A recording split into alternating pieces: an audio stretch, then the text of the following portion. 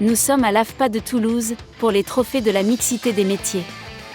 C'est l'occasion de mettre en lumière et récompenser des femmes et des hommes qui ont choisi une voie professionnelle dans laquelle on ne les attendait pas.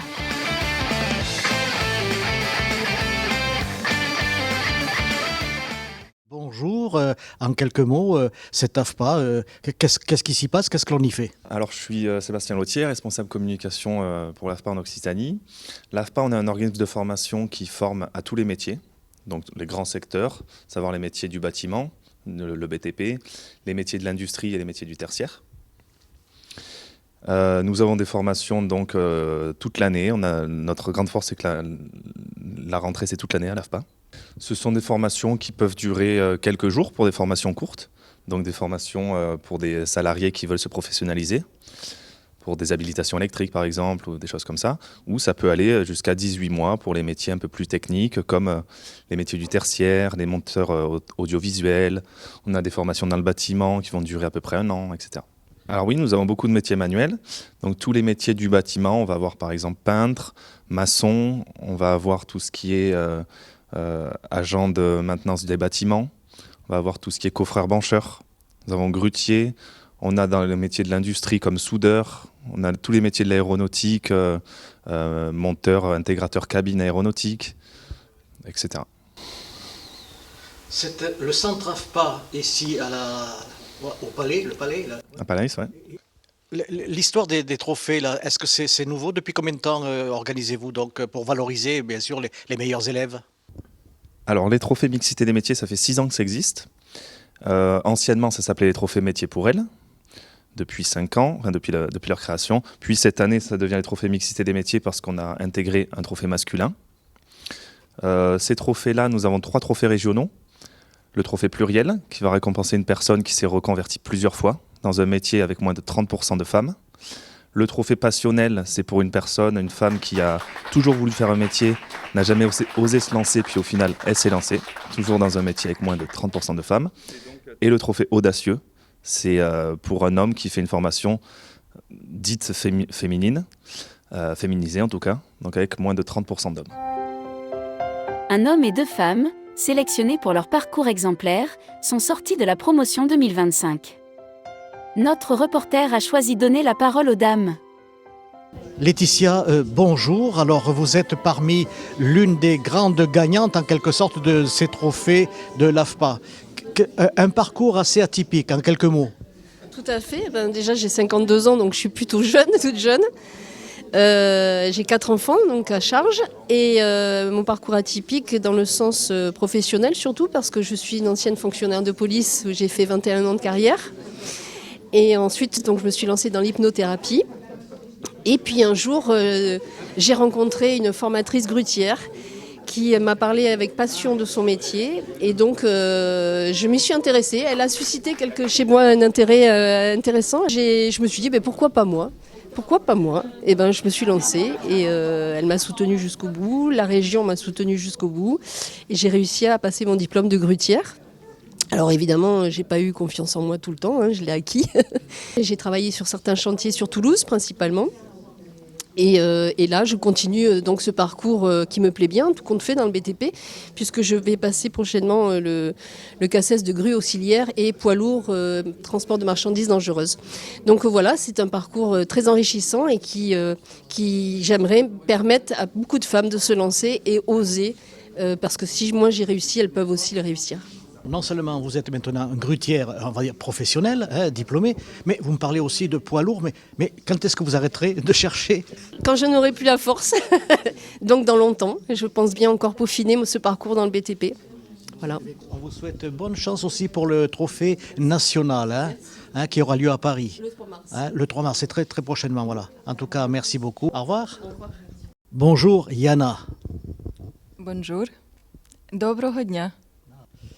Alors, vous êtes parmi l'une des grandes gagnantes de ce trophée décerné par l'AFPA. Je suis très contente. Ça c'est la première fois dans ma vie. Je suis très heureuse. Ça c'est un très bon métier. Yana a fait une formation pour devenir technicienne d'études du bâtiment et de dessin de projet. Pardon, c'est un peu d'émotion là, à l'issue de la remise des trophées. Donc elle était déjà architecte avant d'arriver en France. Et bien évidemment, pour pouvoir revenir sur son métier de cœur, depuis qu'elle est sur le territoire, il fallait forcément qu'elle passe par la formation. Formation à la fois liés au métier, mais aussi un besoin de travailler aussi les apprentissages liés au pays. Dans son cas, c'est qu'elle a été obligée de fuir le pays, bien sûr, l'Ukraine, sans connaître la langue française. En quelques mois, donc, elle apprend le français. Puis ensuite, elle a ce choix et cet espoir d'obtenir, non pas un diplôme, bien sûr, mais enfin un métier. Et là, on s'aperçoit que vraiment, c'est un parcours absolument extraordinaire, qui va certainement avoir d'autres récompenses aussi peut-être. On ne peut que saluer la détermination, le courage, parce que c'est vraiment beaucoup de courage. Yana est arrivée en France seule avec son petit garçon. Donc il y avait 4 ans à l'époque, il y en a 8 maintenant, mais 4 ans au moment où tu es arrivée.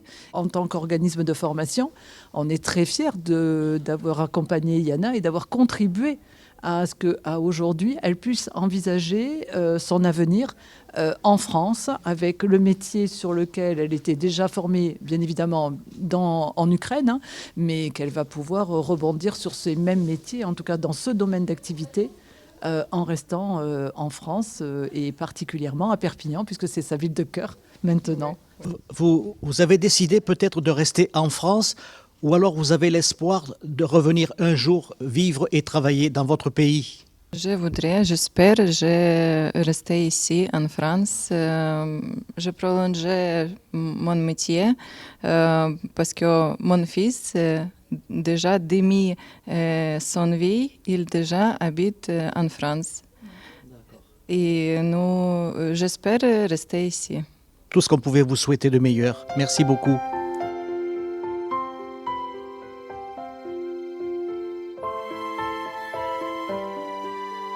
Séverine Guin-Agnier, bonjour, grutière, formatrice ici à l'AFPA. Alors en quoi consiste en quelques mots le métier de grutière? Alors le métier de grutier ou grutière consiste à alimenter tout le chantier. Donc à l'aide de la grue, on va déplacer les charges volumineuses et très lourdes. Et on va alimenter les maçons, les bancheurs, ou alors quand il y a le second œuvre, on alimente aussi les plaquistes, les carreleurs. Vous êtes formatrice, donc jusqu'à présent, combien d'élèves avez-vous formés? Oula, je saurais vous dire, mais ça fait 5 ans que je suis embauchée. C'est en moyenne 10 apprenants par session, donc les sessions durent 3 mois. Et avant, j'avais travaillé de 2012 à 2018 plutôt en contrat de remplacement. Donc je ne saurais dire exactement combien d'élèves. Un certain nombre. De nombreuses personnes, donc des hommes et très peu de femmes. J'ai eu que 5 femmes, mais à chaque fois très déterminées, très investies. Et aussi dans les hommes, des super parcours, plein de rebondissements, des parcours c'était une reconversion et voilà, ils ont vraiment fait preuve de détermination et d'envie et c'est un réel plaisir de les accompagner. Alors aujourd'hui, pour cette cérémonie, non pas des Oscars, vous êtes fière de votre élève là, qui a été à la fois ancienne policière et puis beaucoup de choses et qui continue encore à avoir des rêves. C'est vraiment extraordinaire d'accompagner des gens comme ça. Ça fait la 3e qui a un trophée. Et à chaque fois, ce sont des personnes vraiment déterminées, très exemplaires et avec un parcours de vie, notamment Laetitia qui a gagné ce jour et qui est vraiment une personne, en un mot, je ne saurais pas la qualifier, mais c'est comme une prime en fait. C'est une fierté, c'est comme une prime, c'est une gratitude d'avoir des gens comme ça. Ouais.